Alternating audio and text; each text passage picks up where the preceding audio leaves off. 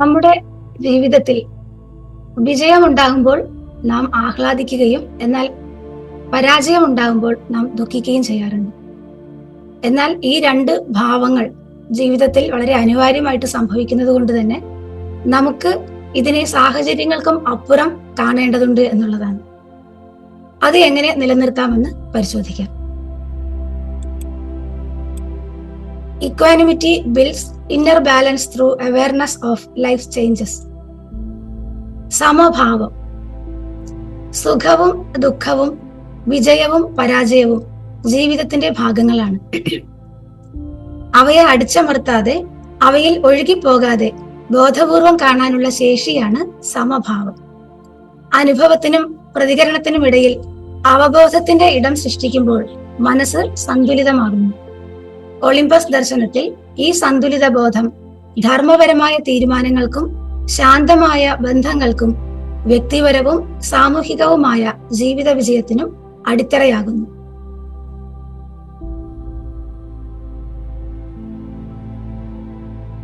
ഏവർക്കും നമസ്കാരം.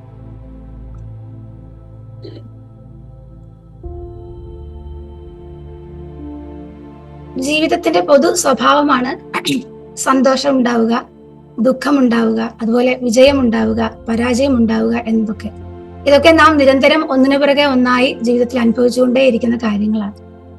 എന്നാൽ ഈ രണ്ട് കാര്യങ്ങൾ സംഭവിക്കുമ്പോഴും, അതായത് സുഖം, ദുഃഖം, വിജയം, പരാജയം എന്നിവ അനുഭവിക്കുമ്പോഴും, അതുപോലെ നമുക്ക് അനുകൂലമായിട്ടുള്ള സാഹചര്യങ്ങൾ, പ്രതികൂലമായിട്ടുള്ള സാഹചര്യങ്ങൾ, ഇവ രണ്ടും അനുഭവിക്കുമ്പോഴും നാം ആ സാഹചര്യങ്ങൾക്കനുസരിച്ച് നമ്മുടെ ഭാവങ്ങളിൽ മാറ്റം വരുത്തുന്നുണ്ട്, അല്ലെങ്കിൽ മാറ്റം വരുന്നുണ്ട്. അങ്ങനെയാണ് നമ്മുടെ ഒരു പ്രകൃതം എന്നുള്ളത്. എന്നാൽ ഇവയ്ക്ക് അപ്പുറം, ഈ സാഹചര്യങ്ങൾക്കപ്പുറം, അല്ലെങ്കിൽ നമ്മുടെ ജീവിതത്തിൽ സംഭവിക്കുന്ന കാര്യങ്ങളിൽ അതിനും അപ്പുറം അതിനെ കണ്ട് രണ്ടിനെയും, രണ്ട് സ്വഭാവത്തിലുള്ള കാര്യങ്ങളെയും ഒരുപോലെ സ്വീകരിക്കാനുള്ള ഒരു മാനസിക പക്വതയിലേക്ക് നാം എത്തിച്ചേരേണ്ടതുണ്ട് എന്നുള്ളതാണ്. എങ്കിൽ മാത്രമേ നമുക്ക് ജീവിതത്തെ സമതുലിതമായിട്ട് സ്വീകരിക്കാൻ സാധിക്കുകയുള്ളൂ. അപ്പോൾ മാത്രമേ ജീവിതത്തിൽ നമുക്ക് സന്തുലനാവസ്ഥ അനുഭവിക്കാൻ സാധിക്കുകയുള്ളൂ എന്നുള്ളതാണ്. അപ്പോൾ സമഭാവം എങ്ങനെ ജീവിതത്തിൽ പരിശീലിക്കാം എന്നുള്ളതാണ് ഇന്നത്തെ സുഭാഷിതത്തിൽ നാം മനസ്സിലാക്കാൻ പോകുന്നത്. അപ്പോൾ അനുകൂലമായിട്ടുള്ള സാഹചര്യങ്ങൾ ഉണ്ടാകുമ്പോൾ അതിൽ വളരെയധികം സന്തോഷിക്കുക എന്ന് പറയുന്നത് വളരെ സ്വാഭാവികമാണ്. എപ്പോഴും ജീവിതത്തിൽ സന്തോഷവും സമാധാനവും ആരോഗ്യവും ഉണ്ടാവാനാണ് നാം ആഗ്രഹിക്കുന്നത്. പക്ഷെ ജീവിതത്തിലെ ദ്വന്ദ്വ സ്വഭാവമാണ് എപ്പോഴും ഉണ്ടാവുക. അതായത് ദ്വന്ദ്വ സ്വഭാവം ഉണ്ടാവുക എന്നുള്ളതാണ് ജീവിതത്തിന്റെ സ്വാഭാവികത എന്നുള്ളത്. അത് മനസ്സിലാക്കി അത് നമ്മുടെ അവബോധമായി മാറിയെങ്കിൽ മാത്രമേ ഏത് പ്രതിസന്ധിയിലും, അല്ലെങ്കിൽ ഏത് തരത്തിലുള്ള കാര്യങ്ങൾ മുന്നോട്ട് വരുമ്പോഴും നമുക്കതിൽ സമതുലിതമായിട്ട് നിലനിൽക്കാൻ സാധിക്കുകയുള്ളൂ. അപ്പൊ ഇവ രണ്ടിനെയും, ഈ രണ്ട് തരത്തിലുള്ള അനുഭവങ്ങളെയും ഒരുപോലെ കാണുന്ന ആ സമഭാവം എന്നുള്ള ഒരു നിലയിലേക്ക് നാം എത്തിച്ചേരുക എന്നുള്ളതാണ് വളരെയധികം പ്രാധാന്യമുള്ള ഒരു കാര്യം. അതില് സമഭാവം എന്ന് പറയുന്നത് നമുക്കറിയാം, ഇപ്പൊ പറഞ്ഞതുപോലെ രണ്ടിനെയും ഒരുപോലെ, അല്ലെങ്കിൽ രണ്ട് സാഹചര്യങ്ങളിലും ഒരേ നിലയെ നമ്മൾ സ്വീകരിക്കുക എന്നുള്ളതാണ്. അപ്പോൾ അവിടെ നമുക്ക് ചിലപ്പോൾ നമ്മൾ ചിന്തിച്ചേക്കാം, ഇത് ശരിയാണോ ഇങ്ങനെ ഒരു കാഴ്ച എന്നുള്ളത്. അതായത് നമുക്കൊരു സംഘർഷം ഉണ്ടാകുന്ന സമയത്ത്, അല്ലെങ്കിൽ ഒരു സന്തോഷം ഉണ്ടാകുന്ന സമയത്ത് നമ്മൾ അത് പ്രകടിപ്പിക്കുകയല്ല വേണ്ടത്, അല്ലെങ്കിൽ അതിലായിത്തീരുകയല്ല വേണ്ടത്, അതിനെ അടിച്ചമർത്തുകയാണോ വേണ്ടത്, ഇങ്ങനെ ഒരു സംശയം നമുക്ക് ഉണ്ടായേക്കാം. അപ്പൊ ഈ സമഭാവം എന്ന് പറയുന്നത് ഒരിക്കലും നമ്മുടെ വികാരങ്ങളെ അടിച്ചമർത്തുക എന്നുള്ളതല്ല അവിടെ ഉദ്ദേശിക്കുന്നത്. അല്ലെങ്കിൽ നമുക്ക് സന്തോഷം ഉണ്ടാകുമ്പോൾ, ദുഃഖം ഉണ്ടാകുമ്പോൾ അതിനെ ഇല്ലാതാക്കുക എന്നതല്ല അവിടെ ഉദ്ദേശിക്കുന്നത്. ഒരു നിർവികാരമായിട്ടുള്ള ഒരു അവസ്ഥയല്ല നമ്മൾ അവിടെ ഉണ്ടാക്കുന്നത്. ഒരു നിസ്സംഗതാഭാവമല്ല നമുക്ക് അവിടെ വേണ്ടത്. അപ്പൊ അവിടെ വിജയപരാജയങ്ങളെ അവഗണിക്കലല്ല, രണ്ടിനെയും ഇത് ജീവിതത്തിന്റെ പൊതു സ്വഭാവമാണ് എന്ന് മനസ്സിലാക്കി ഉൾക്കൊള്ളുക എന്നുള്ളതാണ്. അപ്പോ ഇതിന് അടിസ്ഥാനമായിട്ട്, അല്ലെങ്കിൽ നമുക്കറിയാം, നമ്മുടെ പരിസ്ഥിതിയുമായിട്ട് ഇണങ്ങിപ്പോകുന്ന മൂല്യങ്ങളാണ് നമ്മളിപ്പോ മനസ്സിലാക്കിക്കൊണ്ടിരിക്കുന്നത്. ഈ മൂല്യങ്ങളെ, സുതാര്യ മൂല്യങ്ങൾ എന്ന് പറയുന്നത് തന്നെ നമുക്കുണ്ടാകുന്ന അടിസ്ഥാന ബോധമാണെന്നുള്ളതാണ്. അപ്പൊ ഇത് നമ്മൾ പരിശീലിക്കേണ്ട ഒരു അവസ്ഥയിൽ ഇന്ന് നിൽക്കുന്നു എന്നുള്ളത് ഒഴിവാക്കിയാൽ ഇതിനെക്കുറിച്ച് നമുക്ക് എളുപ്പത്തിൽ പറയാൻ കഴിയുക ഇത് നമുക്ക് ഉണ്ടായിരിക്കേണ്ട അടിസ്ഥാന ബോധമാണ് എന്നുള്ളതാണ്. അപ്പോ ഇവിടെ എന്താണ് സംഭവിക്കുന്നത്? നമ്മൾ രണ്ട് തരത്തിലുള്ള അനുഭവങ്ങൾ ഉണ്ടാകുന്ന സമയത്ത് ഉണ്ടാകുന്ന അനുഭവങ്ങളെ വ്യക്തമായിട്ട് കാണാൻ ശീലിക്കുന്നു എന്നുള്ളതാണ്. അതായത് എന്താണ് സംഭവിക്കുന്നത്, അതായത് പുറത്തെ സാഹചര്യങ്ങൾ മാറുന്നു, അതിനനുസരിച്ച് എവിടെയാണ് മാറ്റങ്ങൾ ഉണ്ടാകുന്നത്? നമ്മുടെ അകത്താണ് മാറ്റങ്ങൾ ഉണ്ടാകുന്നത്. ഇപ്പൊ എപ്പോഴും നമ്മളിവിടെ സൂചിപ്പിക്കാറുള്ള ഒരു ഉദാഹരണം ഉണ്ട്. അതായത് നമുക്ക് മാനസിക സംഘർഷം ഉണ്ടാകുന്ന സമയത്ത് ഒരു കുഞ്ഞിനെ കാണുകയാണെങ്കിൽ തീർച്ചയായിട്ടും ആ സംഘർഷത്തിന്റെ അവസ്ഥയിലല്ല നമ്മൾ ആ കുഞ്ഞിനോട് ഇടപെടുക. അതേസമയം ഒരു മുതിർന്ന അല്ലെങ്കിൽ നമുക്ക് ആ സംഘർഷം ഉണ്ടാകാൻ കാരണമായ ഒരാളുടെ മുമ്പിലാണ് അങ്ങനെ ഉണ്ടാകുന്നതെങ്കിൽ തീർച്ചയായിട്ടും നമ്മളത് മുഴുവനായിട്ടും അവരുടെ മുമ്പിൽ അത് പ്രകടിപ്പിക്കും. അല്ലെങ്കിൽ അത് ഒരു പൊട്ടിത്തെറിയായിട്ടോ മറ്റ് വളരെ നെഗറ്റീവായിട്ട് നമ്മളിൽ നിന്ന് അത് പുറപ്പെടുന്നുള്ളതാണ്. അപ്പൊ അവിടെ മാറ്റം വന്നത് എവിടെയാ? ഒരു കുഞ്ഞിനെ കാണുന്ന സമയത്ത് നമ്മളിൽ ഉണ്ടായി അത് കുഞ്ഞാണ്, അവിടെ ഇത് പ്രകടിപ്പിക്കാൻ പറ്റുന്ന ഒരു കാര്യമല്ല അല്ലെങ്കിൽ സാഹചര്യമല്ല, അവിടെ നമ്മൾ പക്വമായി ഇരിക്കേണ്ടതുണ്ട് എന്നുള്ളൊരു കാര്യം വന്നു. ഇതുപോലെ നമുക്ക് മുമ്പിൽ ഉണ്ടാകുന്ന ഏത് സാഹചര്യങ്ങളും അല്ലെങ്കിൽ നമ്മുടെ ഉള്ളിൽ ചലനം ഉണ്ടാക്കുന്ന ഏത് അനുഭവങ്ങൾ വന്നാലും ഈ ഒരു രീതിയിൽ അതിനെ ആദ്യം ഒന്ന് മാറി നിന്ന് കാണാനായിട്ട് നമ്മൾ ശ്രദ്ധിക്കുക എന്നുള്ളതാണ്. അപ്പൊ ആ പ്രതികരണത്തിന് മുമ്പുള്ള, നമ്മൾ കഴിഞ്ഞ ദിവസം സംയമനത്തിൽ മനസ്സിലാക്കിയതുപോലെ, നമ്മുടെ ഉള്ളിൽ ഒരു പ്രേരണ ഉണ്ടാകും പെരുമാറുന്നതിന് മുമ്പ് അല്ലെങ്കിൽ പ്രകടിപ്പിക്കുന്നതിന് മുമ്പ്. ആ പ്രേരണ ഉണ്ടാകുന്നതിന് മുമ്പ് ഒരു ഇടവേള, ഒരു നിർത്തൽ ഉണ്ടാക്കുക. ആ നിർത്തലിലാണ് ശരിക്കും പറഞ്ഞാൽ അടുത്ത നിമിഷം തീരുമാനിക്കപ്പെടുന്നത് എന്നുള്ളത്. അപ്പൊ അവിടെ സാഹചര്യമല്ല, അതിനെ അനുഭവിക്കുന്ന അല്ലെങ്കിൽ അതിനെ വിലയിരുത്തുന്ന, വേർതിരിച്ച് അറിയുന്ന നമ്മുടെ ബോധമാണ് അവിടെ വിഷയമാകേണ്ടത്. ആ ബോധം അവിടെ സ്ഫുരണമായിരുന്നാൽ മുന്നിൽ ഏത് തരത്തിലുള്ള അനുഭവങ്ങൾ ഉണ്ടായാലും നമുക്കതിനെ സമഭാവത്തിൽ കാണാനായിട്ട് സാധിക്കും എന്നുള്ളതാണ്. അപ്പോ അനുഭവങ്ങളെയും നമ്മളിൽ നിന്നുണ്ടാകുന്ന പ്രതികരണങ്ങളെയും ഇത് രണ്ടിനെയും വേർതിരിച്ചറിഞ്ഞ് നമുക്ക് കൈകാര്യം ചെയ്യാൻ സാധിക്കണം എന്നുള്ളതാണ്. അപ്പോ എന്തുകൊണ്ടാണ് ഈ നമ്മുടെ മനസ്സ് അസന്തുലിതമാകുന്നത് എന്നുള്ളത് എല്ലാ മൂല്യങ്ങളുടെയും കാര്യത്തിൽ പറയുന്നത് പോലെ തന്നെ ഇതിലും നമ്മുടെ താല്പര്യങ്ങൾക്കനുസരിച്ചല്ല കാര്യങ്ങൾ സംഭവിക്കുന്നത് എന്നുള്ളതുകൊണ്ട്. അല്ലെങ്കിൽ അങ്ങനെ സംഭവിക്കുന്നില്ല, നമ്മൾ ഇഷ്ടപ്പെടുന്നത് മാത്രം നമുക്ക് മുമ്പിൽ എത്തുക എന്നുള്ളത് ഒരിക്കലും ജീവിതത്തിൽ സംഭവ്യമല്ല എന്നുള്ളതാണ്. അപ്പൊ ഇഷ്ടപ്പെടാത്തതിനെ എതിർക്കാതെ രണ്ടും നമ്മുടെ മുമ്പിൽ വരും. അപ്പൊ ആ ഇഷ്ടപ്പെട്ടതിനെ സ്വീകരിക്കാൻ നമുക്കൊരു ബുദ്ധിമുട്ടുമില്ല, അത് സ്വാഭാവികമായിട്ട് സംഭവിക്കും. അവിടെ നമുക്ക് പ്രത്യേകിച്ച് ഒരു ലോജിക് ഇല്ല, എനിക്കിത് ഇഷ്ടമാണ്, എനിക്കിത് വളരെ താല്പര്യമാണ് എന്ന് പറഞ്ഞുകൊണ്ടല്ല നമ്മൾ അതിനെ സ്വീകരിക്കുന്നത്. അത് സ്വീകരിക്കുന്നു, ആ സ്വീകാര്യത അവിടെ സ്വാഭാവികമായിട്ട് സംഭവിക്കുന്നു എന്നുള്ളതാണ്. പക്ഷെ ഇവിടെ നമുക്ക് താല്പര്യമില്ലാത്തത്, നമ്മൾ ഇഷ്ടപ്പെടാത്ത കാര്യങ്ങൾ വരുന്ന സമയത്ത് അതിനോടുള്ള ഒരു പ്രതിരോധം നമ്മുടെ ഉള്ളിൽ നിന്നുണ്ടാവും. അവിടെ അത് പല കാരണങ്ങൾ കൊണ്ടുണ്ടാവാം. കാരണം നമ്മൾ അങ്ങനെയല്ല അതിനെ പ്രതീക്ഷിച്ചത്, അവരിൽ നിന്ന് അല്ലെങ്കിൽ ആ സാഹചര്യത്തിൽ നിന്ന് നമ്മൾ അതല്ല പ്രതീക്ഷിച്ചത് എന്ന് വരുന്ന സമയത്ത് അവിടെ മനസ്സ് അസന്തുലിതമാകും, അല്ലെങ്കിൽ ആ മനസ്സിന്റെ നില മാറും. അതുപോലെ വിജയം ഉണ്ടാവുക എന്ന് പറയുന്നതാണ് നമുക്ക് എപ്പോഴും ആഗ്രഹം. അപ്പൊ ആ വിജയത്തോട് ചേർന്ന് നിൽക്കുക, ആ വിജയം നമുക്കുണ്ടാകുന്ന സന്തോഷത്തില് അല്ലെങ്കിൽ വിജയം നമുക്ക് നൽകുന്ന ഒരു അംഗീകാരം, സാമൂഹികമായിട്ടുള്ള ഒരു അംഗീകാരം, എല്ലാവരിൽ നിന്നുമുള്ള ഒരു ചേർന്ന് നിൽപ്പ്, ഇതൊക്കെ നമുക്ക് അവിടെ നഷ്ടപ്പെടുന്നു എന്നുള്ള തോന്നലാണ് പരാജയം സംഭവിക്കുമ്പോൾ ഉണ്ടാകുന്നത്. അവിടെയാണ് നമ്മൾ പരാജയത്തോടൊരു പ്രതിരോധം നമുക്ക് ഉണ്ടാകുന്നത്. അപ്പൊ ഈ രണ്ടും ഉണ്ടാവാതിരിക്കണം നമുക്ക് അവിടെ. അപ്പൊ എന്താ വേണ്ടതെന്ന് വെച്ചാല്, വിജയം വരുന്ന സമയത്ത് അത് ഞാൻ അധ്വാനിച്ച്, നമ്മൾ പറയാറുണ്ട്, ഇപ്പൊ ഒരു കാര്യം നമുക്ക് നല്ല രീതിയിൽ സംഭവിക്കുമ്പോൾ അത് എന്റെ പ്രയത്നം കൊണ്ടാണ്, അല്ലെങ്കിൽ ഞാൻ അതിന് പിന്നിൽ ഒരുപാട് വർക്ക് ചെയ്തിട്ടുണ്ട് എന്ന് പറയാറുണ്ട്. അതേസമയം പരാജയപ്പെടുമ്പോഴോ നമ്മളെ കുറ്റപ്പെടുത്താറുണ്ട്. എന്താ, എനിക്ക് അതിനുള്ളൊരു കപ്പാസിറ്റി ഇല്ലാതെ പോയല്ലോ, അല്ലെങ്കിൽ എന്താണ് എനിക്ക് അവിടെ സംഭവിച്ചത്, എന്നുവെച്ചാൽ ഞാൻ തന്നെയാണ് അവിടെ വിഷയമാകുന്നത്. അപ്പൊ ഇത് രണ്ടു വരുമ്പോഴും മനസ്സിന്റെ സന്തുലിതാവസ്ഥ അവിടെ നഷ്ടപ്പെടുന്നുള്ളതാണ്. അപ്പൊ അവിടെ നഷ്ടപ്പെടും എന്നുള്ളത് മനസ്സിലാക്കി, അല്ലെങ്കിൽ അവിടെ താല്പര്യമില്ലാത്തതും സംഭവിക്കും എന്ന് മനസ്സിലാക്കി അവിടെ സംയമനത്തോടു കൂടി നമ്മൾ നിൽക്കാനായിട്ട് ശീലിക്കണം. ഈ സംയമനവും സമഭാവവും ഏതാണ്ട് അടുത്തടുത്ത് വരുന്ന, അല്ലെങ്കിൽ ഏതാണ്ട് ചേർന്ന് നിൽക്കുന്ന മൂല്യങ്ങളാണ്. അപ്പൊ സംയമനം എന്ന് പറയുന്നത് എന്താ, ഒരു പെരുമാറ്റം നമ്മളിൽ നിന്ന് വരുന്ന സമയത്ത് അതിനെ ഒന്ന് നിർത്തി അവിടെ എങ്ങനെ പെരുമാറണമെന്ന് നമ്മൾ ഉള്ളിൽ നിന്ന് വരുന്ന അവസ്ഥയാണ്.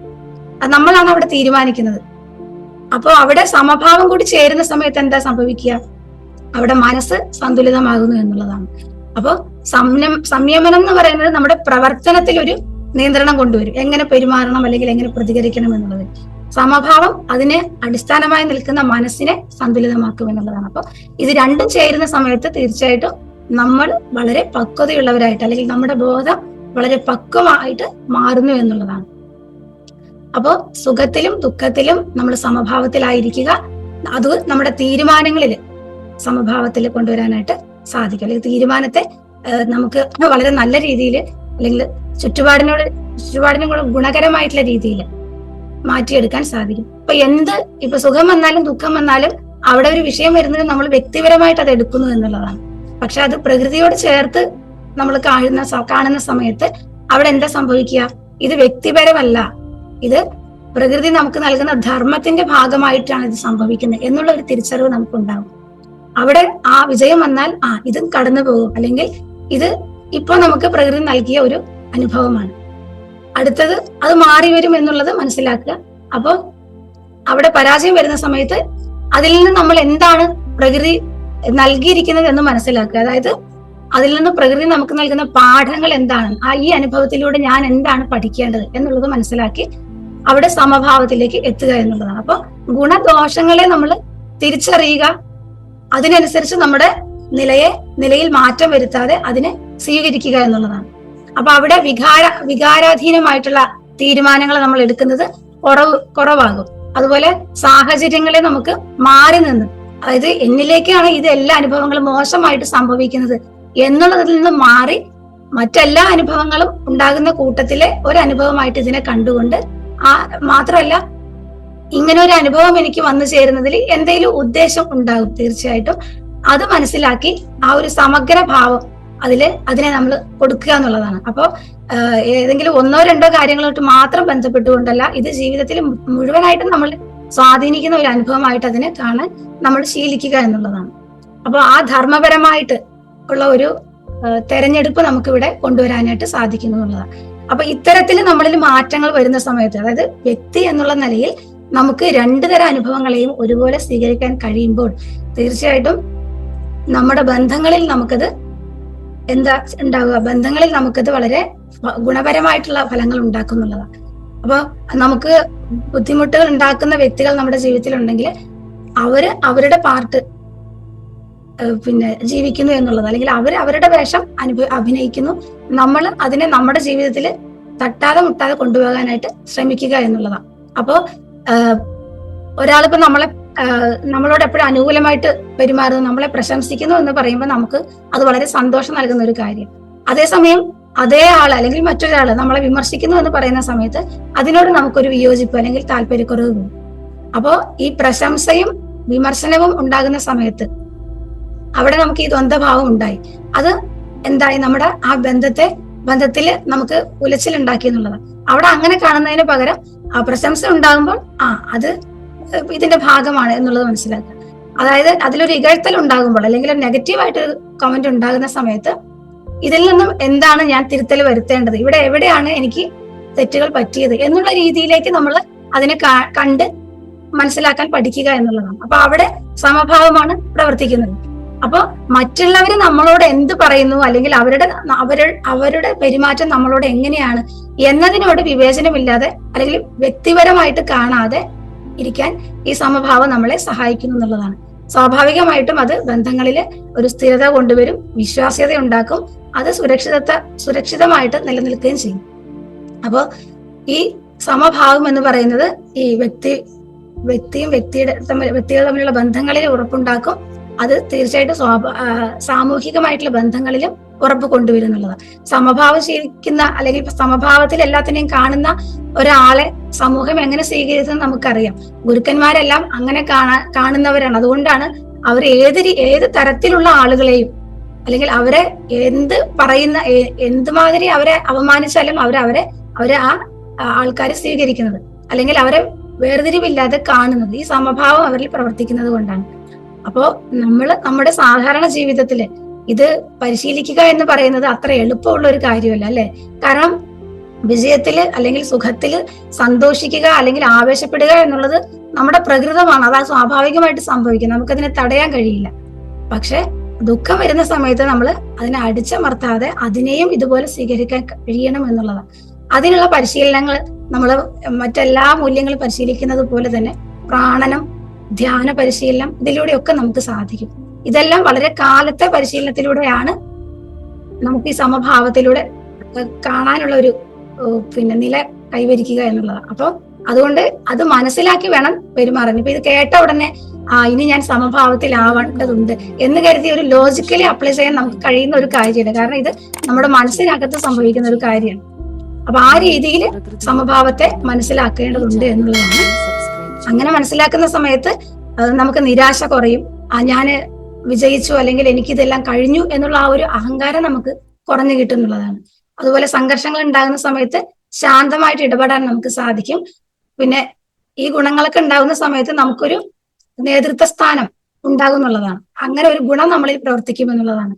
അപ്പൊ ഇതെല്ലാം ചേർന്നാണ് നമ്മൾ പ്രകൃതി എന്ന് പറയുന്നത്, അല്ലെ? അപ്പൊ പ്രകൃതിയോടുള്ള നമ്മുടെ ഇടപെടലിൽ തീർച്ചയായിട്ടും ഇത് പ്രകടമാകും എന്നുള്ളതാണ്. സമഭാവം വരുന്ന സമയത്ത് ഇപ്പൊ പ്രകൃതിയിൽ നിന്ന്, ഇപ്പൊ ഈ പറഞ്ഞ അനുഭവങ്ങളെല്ലാം പ്രകൃതിയിൽ നിന്ന് ഉണ്ടാകുന്നതാണ്. അതല്ലാതെ ഉള്ള എല്ലാ കാര്യങ്ങളും നമ്മുടെ ധർമ്മത്തിന്റെ ഭാഗമായി, അല്ലെങ്കിൽ നമ്മെ പഠിപ്പിക്കുന്നതിനായിട്ട്, അല്ലെങ്കിൽ നമുക്ക് എന്തോ നമ്മുടെ വളർച്ചയുടെ ഭാഗമായിട്ട് എന്തോ ഗുണങ്ങൾ ഉണ്ടാകുന്നതിന് വേണ്ടിയിട്ടാണെന്ന് മനസ്സിലാക്കാനായിട്ട് ഈ സമഭാവം നമ്മളെ സഹായിക്കുന്നുള്ളതാണ്. അപ്പോൾ ഒളിമ്പസ് ദർശനത്തിൽ ഈ സമഭാവം എന്ന് പറയുന്നതിന് കുറച്ച് ആഴത്തിലുള്ള ഒരു അർത്ഥം നമുക്ക് നൽകാൻ സാധിക്കും. അതായത് ജീവിതം എന്ന് പറയുന്നത് ഒരു ഒഴുക്കാണെന്ന് നമ്മൾ മനസ്സിലാക്കിയിട്ടുണ്ട്. അപ്പോൾ ഈ ജീവന്റെ ഈ പ്രകൃതമാണ് ഈ രീതിയിൽ വ്യത്യസ്തമായിട്ടുള്ള നിലകളിൽ നമ്മളിൽ സൃഷ്ടിക്കുക എന്നുള്ളത്. ആ ഒഴുക്കിനെ നമുക്ക് സ്വാഭാവികമായിട്ട് കാണാനായിട്ട് ശീലിക്കണം, അല്ലെങ്കിൽ സാധിക്കണം എന്നുള്ളതാണ് നമ്മളവിടെ മനസ്സിലാക്കേണ്ട ഒരു കാര്യം. അപ്പൊ ധർമ്മത്തിനനുസരിച്ച് ഉള്ള ഒരു പ്രതികരണം ആണ് ഇവിടെ വേണ്ടത്. അതല്ലാതെ രണ്ട് രീതിയിൽ ഉണ്ടാകുന്ന സമയത്ത് അതിനെ ആ രണ്ട് രീതിയിലെ തന്നെ വേർതിരിച്ച് കണ്ടുകൊണ്ട് പ്രതികരിക്കാതിരിക്കുക എന്നുള്ളതാണ്. അതുപോലെ നമ്മുടെ വ്യക്തിപരമായിട്ടുള്ള താല്പര്യം തീർച്ചയായിട്ടും നമുക്ക് ഉണ്ടാകും. അത് പ്രകൃതി നമുക്ക് നൽകിയിട്ടുള്ള ആ ഒരു ശേഷിയാണ്. പക്ഷെ ആ വ്യക്തിപരമായിട്ടുള്ള ഇച്ഛയും യാഥാർത്ഥ്യവും നമ്മുടെ ഭാവനകൾ, നമ്മൾ മനസ്സിലാക്കി കഴിഞ്ഞ ഒരു കാര്യമാണ്, ഭാവനകളാണ് നമ്മളെ ഏറ്റവും കൂടുതൽ ഗുണമുണ്ടാക്കുന്നതും ദോഷമുണ്ടാക്കുന്നതും. അപ്പൊ യാഥാർത്ഥ്യം എന്നുള്ളൊരു അവസ്ഥയിൽ നിന്ന് മാറി നിന്നുകൊണ്ട് ജീവിതത്തെ കാണാതെ ഈ നമ്മുടെ താല്പര്യങ്ങളും യാഥാർത്ഥ്യവും തമ്മിലുള്ള അകലം കുറച്ച് ആ രീതിയിലേക്ക് കാണാനായിട്ട് നമ്മൾ പക്വപ്പെടുമെന്നുള്ളതാണ്. അപ്പൊ സുഖദുഃഖങ്ങളെ നമുക്ക് അതൊരു അനുഭവം മാത്രമായിട്ട് കാണുക, അത് മാറി വരും എന്നുള്ള രീതിയിൽ മനസ്സിലാക്കുക. അങ്ങനെ നിന്നെങ്കിൽ മാത്രമേ പാരസ്പര്യം എന്നുള്ള ഒരു അവസ്ഥ നമുക്ക് ജീവിതത്തിൽ അനുഭവിക്കാനായിട്ട് സാധിക്കുകയുള്ളൂ. കാരണം പാരസ്പര്യത്തിൽ ഇത് രണ്ടും കടന്നു വരുന്ന കാര്യങ്ങളാണ്. അപ്പൊ ഈ വേർതിരിവ് വരുന്ന സമയത്ത് സുഖകരമായിട്ടുള്ള അവസ്ഥയിൽ മാത്രം നമ്മൾ പാരസ്പര്യം സൂക്ഷിക്കുകയും, അതല്ലാതെ വരുന്ന മോശമായ സാഹചര്യത്തിൽ നമ്മൾ അവിടെ എതിർപ്പുകൾ ഉണ്ടാവുകയും ചെയ്യുമ്പോൾ അവിടെ ഒരു സഹജീവനം എന്നുള്ളത് സുസാധ്യമല്ല എന്നുള്ളതാണ്. അപ്പോ സമഭാവം എന്ന് പറയുന്നത് വളരെ ആഴത്തിൽ നമ്മൾ പരിശീലിക്കേണ്ട ഒരു കാര്യമാണ്. വളരെ ആഴത്തിൽ നമ്മളിൽ ഉണ്ടാകേണ്ടുന്ന ഒരു മാനസിക നിലയാണെന്നുള്ളതാണ്. ഇത് മനസ്സിലാക്കിക്കൊണ്ട് അനുഭവത്തെ നിരീക്ഷിക്കുക, അതുപോലെ ഉടനെ പ്രതികരിക്കാതിരിക്കുക, എന്താണ് സംഭവിക്കുന്നതെന്ന് നോക്കി നിരീക്ഷിച്ചിട്ട് മാത്രം നമ്മൾ അതിനോട് പ്രതികരിക്കുക. നമ്മുടെ വികാരങ്ങൾ അത് വന്നു പോയിക്കൊണ്ടിരിക്കും, സ്ഥിരമായിട്ട് സംഭവിക്കുന്നതല്ല എന്ന് മനസ്സിലാക്കുക. സാഹചര്യങ്ങളും സന്ദർഭങ്ങളും അതുപോലെ തന്നെയാണ്, എല്ലാം ഒന്നിനു പിറകെ ഒന്നായി മാറി മാറി വന്നുകൊണ്ടിരിക്കും. അപ്പൊ ആ രീതിയിൽ അതിനെ കൃത്യമായിട്ട് മനസ്സിലാക്കുക. പ്രകൃതിയുടെ ധർമ്മമാണ് നമ്മൾ ശ്രദ്ധിക്കേണ്ടുന്ന പ്രധാന കാര്യം. ആ ധർമ്മബോധം ഉണ്ടാകുന്ന സമയത്ത്, അല്ലെങ്കിൽ ആ ധർമ്മബോധ്യത്തിലൂടെ നമ്മൾ മുന്നോട്ട് പോകുന്ന സമയത്ത് ഈ വേർതിരിവ് എന്ന് പറയുന്നത് സ്വാഭാവികമായിട്ട് നമുക്ക് ഇല്ലാതെ വരുന്നുള്ളതാണ്. അപ്പൊ എന്ത് സംഭവിച്ചാലും അതിന്റെ ഫലത്തെ സ്വീകരിക്കുക, അതല്ലാതെ നമുക്ക് നിവൃത്തിയില്ല. ഓക്കെ, അപ്പൊ ഇത്രയാണ് ഈ സമഭാവം എന്നുള്ള കാര്യത്തെക്കുറിച്ച് പറയാനായിട്ടുള്ളത്. അപ്പൊ എല്ലാവരിലും ഈ സമഭാവം ഉണ്ടാകട്ടെ എന്ന് പ്രാർത്ഥിക്കുന്നു. ഇത് നിത്യവും നമ്മുടെ ആത്മനിരീക്ഷണത്തിലൂടെ മാത്രമേ സാധിക്കുകയുള്ളൂ. ആ ഒരു കാര്യം മനസ്സിലാക്കി ഉടനെ സമഭാവം എന്നുള്ളതിനെ ഒരു യുക്തിപരമായി ചിന്തിച്ച് പ്രയോഗിക്കാതിരിക്കുക. അത് നമ്മുടെ ഉള്ളിൽ നിന്നും സ്വാഭാവികമായിട്ട് പ്രവർത്തിക്കാനായിട്ടുള്ള സമയം നമ്മൾ അനുവദിക്കുക എന്നുള്ളതാണ്. അപ്പൊ ഇത്രയാണ് സമഭാവത്തിലൂടെ നമ്മളിൽ ഉണ്ടാകുന്ന മാറ്റങ്ങൾ. ഇത് ഏവരിലും വളരെ ആഴത്തിൽ തിരിച്ചറിവുണ്ടാക്കി അത് പെരുമാറ്റത്തിൽ, അല്ലെങ്കിൽ ഓരോരുത്തരുടെയും ഓരോ ചലനത്തിലും ഉണ്ടാകട്ടെ എന്ന് ആശംസിക്കുന്നു. നന്ദി, നമസ്കാരം.